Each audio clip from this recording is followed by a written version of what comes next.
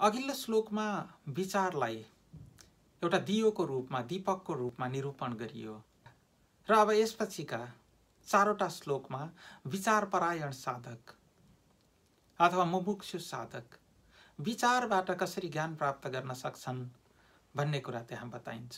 कलौ हि योगो न जपस्तपो व्रतम न चापि यागो न सुरार्चनम तथा प्रयाति सिद्धिम दुरित प्रभावतस्ततो विचारैकपरायणो भवेत्। कलियुगमा वातावरण नै पापमय भएकोले योग साधना, जप, तप, पूजा अर्चना, व्रत उपवास, यज्ञ अनुष्ठान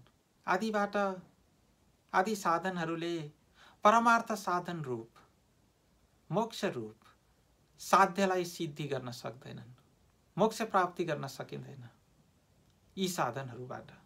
त्यसैले मुमुक्ष साधक निरन्तर विचारपरायण भइराख्नुपर्छ भनेर यसमा भनिएको छ।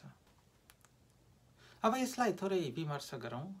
योगबाट ज्ञान प्राप्त गर्नका लागि योगका 8वटा अङ्गहरू साधन गर्नुपर्ने हुन्छ। योगका 8वटा अङ्गहरूमा यम, नियम, आसन, प्राणायाम, प्रत्याहार, धारणा, ध्यान, समाधि यी यस्ता योगका 8वटा अङ्गहरू रहेका छन्। अब यो प्रत्येकको अरू विभिन्न अङ्गहरू छन्। जस्तो कि यम भनेको अहिंसा, सत्य, अस्तेय, ब्रह्मचर्य, अपरिग्रह यी कुराहरू साधन गर्नुपर्दछ, अभ्यास गर्नुपर्दछ।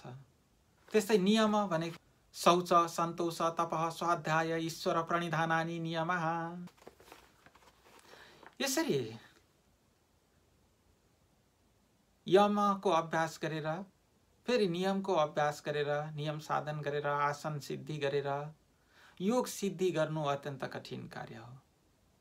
र यो खास गरेर कलिकालमा यसरी अष्टाङ्ग योगबाट सिद्धि प्राप्त गर्न अत्यन्त कठिन बताइएको छ, कठिन मार्ग छ। र त्यस्तै अन्नगत प्राण भएको कारणले गर्दा तपस्याबाट पनि सिद्धि प्राप्त गर्न सकिँदैन, किनभने आयु छोटो हुन्छ र खाएन भनेदेखि हामी बाँच्न सक्दैनौँ, नखाइकन हामी तप गर्न सक्दैनौँ। अनि त्यो खानेकुराहरू जुटाउनु पनि पर्ने हुन्छ। त्यस्तै मन्त्र आदि पनि किलित भएको कारणले गर्दा मन्त्र जप गरेर सिद्धि प्राप्त गर्न पनि अत्यन्त कठिन छ। किनभने यी सबै कार्यहरू योग अभ्यास, योग साधना,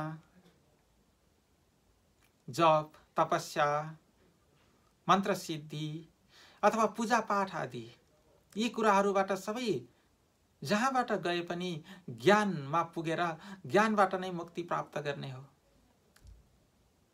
किनभने यिनीहरू साक्षात साधन होइनन्, मुक्तिका साक्षात साधन जप तप आदि कुराहरू होइनन्। मुक्तिको लागि, मुक्ति प्राप्ति गर्नका लागि साक्षात साधन भनेको त ज्ञान नै हो।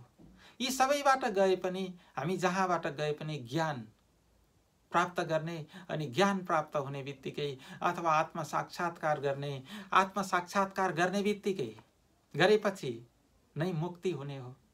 त्यसकारणले गर्दा यिनीहरूबाट ज्ञान हुन अत्यन्त कठिन छ, दुष्कर छ।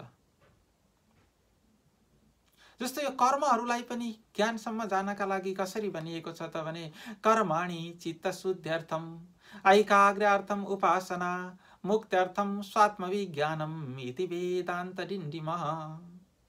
खास गरेर यो विभिन्न तहहरू हो।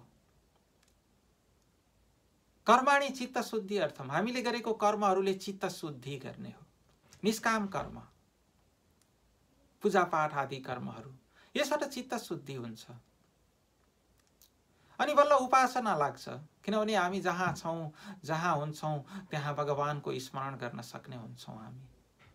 ऐकाग्रार्थम उपासना, चित्तको एकाग्रता, त्यो पनि अरू कुरामा एकाग्रता भएर भएन, परमात्मामा एकाग्रता, आत्मचिन्तनमा एकाग्रता, भगवानको नाम स्मरण गर्ने।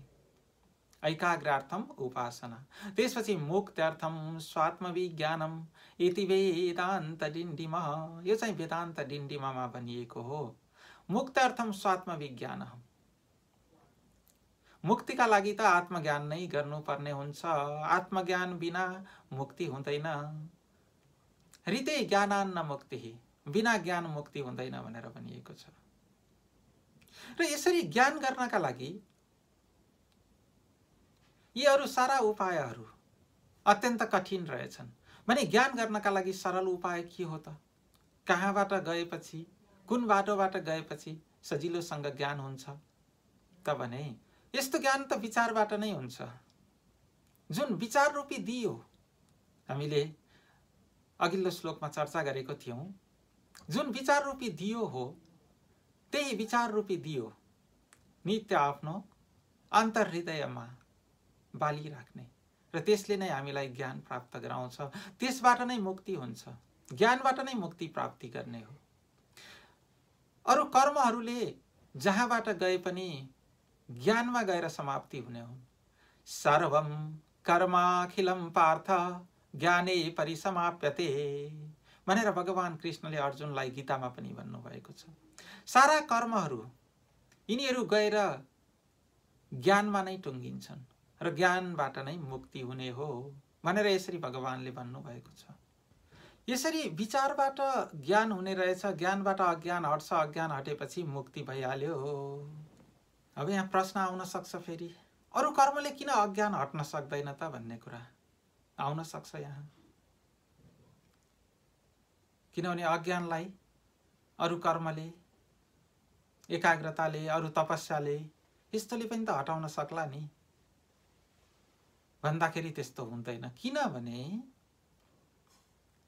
अज्ञानलाई हटाउने एउटा मात्रै उपाय भनेको ज्ञान गर्नु नै हो। जब ज्ञान हुन्छ तब अज्ञान हटिहाल्यो। यो चाहिँ अँध्यारो जस्तै रहेछ। जसरी अँध्यारो, अन्धकार कुनै भाव वस्तु होइन, त्यो अन्धकार भनेको त प्रकाशको अभाव मात्रै हो। त्यसरी त्यो प्रकाशको अभावलाई केले हटाउन सक्छ त भने जब दियो बालिन्छ, दियो बालेपछि अन्धकार हटेर जान्छ। दियो बाल्नु नै अन्धकार हटाउने उपाय हो, अरु कुनै कार्यले अन्धकारलाई हटाउन सकिँदैन। त्यस्तै गरेर ज्ञानबाट नै अज्ञान हटेर जान्छ, अरु कुनै उपायले हट्दैन। अरु परम्परा साधन मात्रै हुन् ज्ञान गर्नका लागि, मुक्ति प्राप्तिका लागि। ती सबै कुराहरू अन्तमा गएर ज्ञानमा नै मिल्छन्। त्यस्तो ज्ञान कसरी हुन्छ त भने विचारबाट नै हुन्छ। तस्मात् विचारैक परायणो भवेत्। त्यस कारणले गर्दा हामी विचार परायण हुनु जरुरी छ।